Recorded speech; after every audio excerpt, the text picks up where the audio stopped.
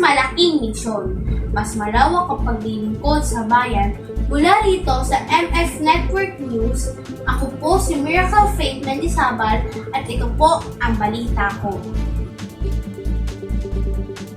Tinatayang 1.2 billion ang naluging sa sugar industry sa Visayas dahil sa panalansang Bagyong Tino kamakailan. Sa isang statement, sinabi ni SRA Administration Pablo Luis Axona na lugi ang base ng statement ng pinansang dinudulot ng bagyo sa higit na 50,000 hectare mill districts sa Negros Islands, Caprice, Iloilo, Leyte at Cebu.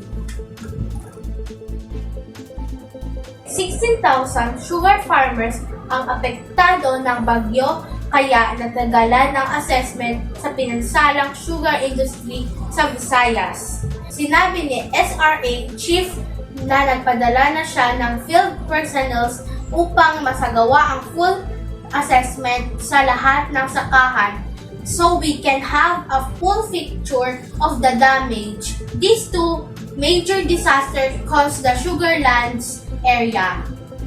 We have seen entire fields decimated by Tino, especially in the 4th and 5th district of Negros Occidental, where flattened canes were flattened and flood. We can only hope that these fields will able to recover paglalahad ni Axona.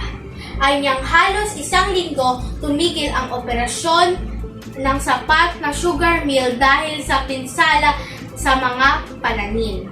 Nagbabalita, Miracle Faith Mendizabal.